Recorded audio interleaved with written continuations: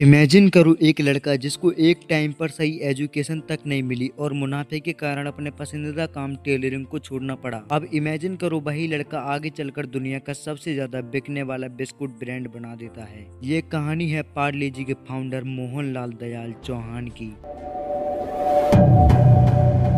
कहानी की शुरुआत होती है सन 1888 में, जब गुजरात वलसाड के पारदी गांव के गरीब चौहान परिवार में जन्म होता है मोहनलाल दयाल चौहान का। इनके पिता दयाल चौहान जो छोटी टेलरिंग यूनिट का बिजनेस करते थे और माँ मीराबाई जो हाउस वाइफ थी। घर की स्थिति ठीक न होने के कारण वो अपनी 10th की पढ़ाई को भी कंप्लीट नहीं कर पाए। उन्हें लर्निंग का पैशन तो था, लेकिन घर की जिम्मेदारियों ने उन्हें कभी मौका नहीं दिया। उनका विजन खुद का ब्रांड बनाना था, लेकिन परिवार में पैसों की तंगी होने के कारण उन्हें कम उम्र में ही पिता की दुकान में काम करना पड़ता था। तभी कहानी में एक ट्विस्ट आता है। आगे की जर्नी उनकी और भी ज्यादा स्ट्रगलेस बनने वाली थी। जब वो अपनी 12 साल की एज में थे तब उनके परिवार की स्थिति बहुत ज्यादा बिगड़ने लगी, जिसके चलते 12 साल की एज में ही सन 2000 में अपने परिवार को छोड़कर सपनों के शहर बम्बई आ गए। यहाँ उन्होंने शुरुआती दिनों में अपने मामा के यहाँ काम किया, जो कि स्टेशनरी और फोटो फ्रेम की दुकान थी, जो कि मुंबई के भुलेश्वर इलाके में स्थित थी। यहाँ इनका जीवन बहुत ही संघर्षपूर्ण भी था और आर्थिक तंगी, जैसे कि मुंबई में रहना और गुजारा करना बहुत महंगा था और उन्हें परिवार का सहारा भी बनना था। जिस उम्र में बच्चे खेलते कूदते हैं, उस उम्र में इन्हें काम के कारण आराम करने तक का मौका नहीं मिलता था। मुंबई जैसे बड़े शहर जहाँ कोई अपना नहीं था, उन्हें वहाँ अकेलापन और असुरक्षा महसूस होती थी। उन्होंने वहाँ सिर्फ मामा की दुकान में काम नहीं किया, बल्कि 4 पैसे ज्यादा कमाने और आत्मनिर्भर बनने के लिए और भी कई सारे काम किए और स्किल सीखी। उनके पिता टेलरिंग का काम करते थे, जिसकी वजह से उन्हें टेलरिंग के काम का अंदाजा था और मुंबई के भुलेश्वर में ही एक दर्जी की दुकान में सिलाई का काम सीखा। समय बीत रहा था। जिस दिन उनके मामा की शॉप बंद रहती थी, उस दिन वो टेलर का काम करते थे। धीरे धीरे उनकी टेलर की स्किल्स भी काफी इम्प्रूव हो गई। अब वो अपनी लाइफ में एक बड़ा चैलेंजिंग डिसीजन लेने वाले थे,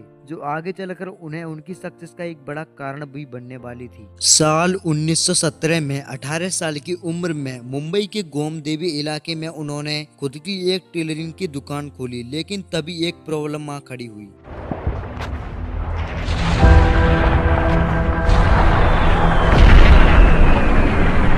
जहाँ एक तरफ मोहनलाल दयाल की स्ट्रगल कहानी चल रही थी, तो वहीं दूसरी तरफ दुनिया में पहला विश्व युद्ध चल रहा था। उस समय भारत में महंगाई आसमान छू रही थी, जिसके कारण उनका सब प्रॉफिट धीरे धीरे लॉस में बदल रहा था, जिसके कारण उनकी दुकान उनकी लाइफ का एक बड़ा फेलियर साबित हुई। उन्होंने शुरुआती दिनों में इतना प्रॉफिट कमा लिया था कि वो एक नया स्टार्टअप कर सकते थे। वो अपना सब प्रॉफिट लॉस में कन्वर्ट नहीं करना चाहते थे, तो उन्होंने अपनी दुकान को बंद करने का फैसला लिया। जब इन्होंने अपनी दुकान बंद की, तब इन्होंने नोटिस किया कि भारत में कैंडी और बिस्कुट के रेट आसमान छू रहे थे और भारत में जितने भी बिस्कुट ब्रांड थी, उनमें से एक भी इंडियन ब्रांड नहीं थी। ऊपर से इन सभी कंपनियों के प्रोडक्ट को सिर्फ और सिर्फ रिच पर्सन ही अफोर्ड कर पा रहे थे। तभी उन्होंने सोचा, क्यों ना एक ऐसा ब्रांड बनाया जाए जिसकी क्वालिटी नेक्स्ट लेवल प्लस उसका स्वाद गरीब और अमीर दोनों ले सकें। अब आगे की कहानी में और भी मजा आने वाला है, क्योंकि अब मोहनलाल जी कुछ ऐसा करने वाले थे जिसकी सही मायने में भारत के लोगों को जरूरत थी। शुरुआती दिनों में मोहनलाल दयाल चौहान जी ने बिस्कुट नहीं बल्कि कैंडी बनाने की सोची थी और इसी की निर्माण प्रक्रिया को सीखने के लिए उन्होंने जर्मनी विजिट किया था। वहां जाकर उन्होंने कैंडी स्टोर और छोटी छोटी दुकानों पर काम सीखा, जहां स्टोर और दुकान में काम करते बदले में वो कुछ काम सीखते साथ साथ वहां भी कुछ पैसे अर्न कर रहे थे, जिससे उनकी सेविंग भी हो गई थी। और वहां उन्होंने काफी सारी चीज भी सीखी, जैसे कि quality control, packaging, mass production. Training के साथ साथ उन्होंने वहाँ मशीनरी और इक्विपमेंट भी खरीदे, जिसकी कॉस्ट लगभग 60,000 रुपए गई थी। ये उस समय की बहुत बड़ी रकम थी। सन 1928 के बिल्कुल अंत में एक कार्गो शिप में अपनी मशीन को लेकर भारत वापस आ गए और यहाँ आकर उन्होंने मुंबई के विले पार्ले इलाके में अपनी पुरानी फैक्ट्री के लिए जमीन खरीदी। यह एक कैटल शेड हुआ करता था, जिसे बाद में रिनोवेट करके फैक्ट्री में कन्वर्ट कर दिया गया था। इलाके के नाम पर फैक्ट्री का नाम भी विले पार्ले रख दिया गया। सन 1929 में बनी इस फैक्ट्री में शुरुआती दिनों में 12 लोग काम करते थे। इनमें से 5 उनके ही बेटे थे। नाम था मनिका लाल, पीताम्बर, निरोत्तम, कांतिलाल, जयंती लाल। इनमें से निरोत्तम का अहम रोल था, क्योंकि ये कन्फेक्शनरी ट्रेनिंग के लिए जर्मनी मनी भेजे गए थे। बाकी 7 लोगों के नाम कहीं भी नहीं लिखा है। ये सभी मास प्रोडक्शन, पैकेजिंग और डिलीवरी का काम संभालते थे। शुरुआत में फैक्ट्री में कैंडी और ट्रॉफी बनाई जाती थी, जिससे गरीब भारतीय अफोर्डिंग नहीं कर पा रहे थे। स्वदेशी आंदोलन और मार्केट मैप की वजह से सन 1930 के दशक में स्वतंत्रता संग्राम जोरों पर था। गांधी जी की स्वदेशी मूवमेंट ने विदेशी सामान को छोड़ने और देसी प्रोडक्ट को अपनाने के लिए कहा। खास तौर पर बिस्किट उस समय लग्जरी आइटम माने जाते थे, जो ज्यादातर ब्रिटिश कंपनियां के बिस्कुट जैसे हंटली, पाल्मर्स, जोकैब जैसी विदेशी कंपनियां बनाया करती थीं। भारतीय बाजार में छाए हुए ये बिस्कुट आम आदमी की पहुंच से बाहर थे। वो कुछ ऐसा बनाना चाहते थे जिसका स्वाद हर भारतीय ले सके। साल 1939 में मोहनलाल दयाल जी ने और उनके 5 बेटे ने मिलकर एक ऐसा बिस्किट लॉन्च किया जिसका स्वाद हर भारतीय ले सकता था। इसे हमेशा से ही सस्ते दामों में बेचा गया ताकि हर गली नुक्कड़ दुकान में ये पहुंच सके, जिसका स्वाद साधारण लेकिन लाजवाब था। मीठा, क्रिस्पी और चाय के साथ परफेक्ट थे। यह भारतीय स्वाद के हिसाब से डिजाइन किया गया था। नाम था पार्ले ग्लूकोज।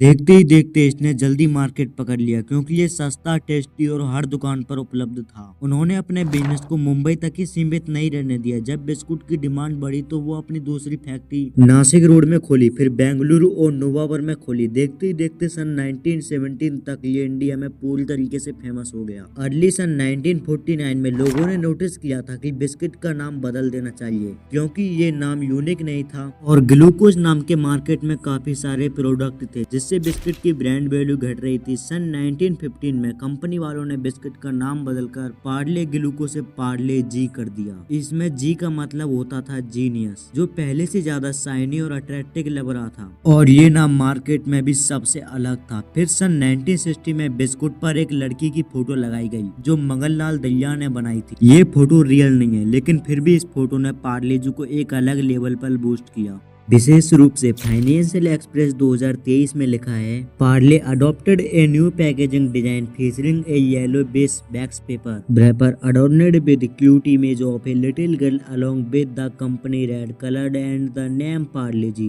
यानी कि सन 1960 में जब ये ग्लूकोज बिस्कुट को कहकर पूछते तो ब्रांड को अलग देखने के लिए यह इमेज ऐड की गई। यह इमेज इंडिया में ही नहीं बल्कि पूरी दुनिया में बहुत फेमस हुई। दोस्तों, पार्ले ने अपना बिजनेस सिर्फ बिस्कुट तक ही सीमित नहीं रहने दिया। इन्होंने कैंडी, चॉकलेट जैसे मेलोडी, पेप्सिंग और स्नैक्स जैसे नमकीन, चिप्स, चिजलिंग, मूंग दाल कैटेगरी में विस्तार किया, जिसमें इन्होंने 90+ ब्रांड लॉन्च किए, जो कि काफी स्वादिष्ट और फायदेमंद भी हुए, जिसकी वजह से पार्ले ने कब बिलियंस ऑफ डॉलर की सेल अचीव कर ली पता भी नहीं चला।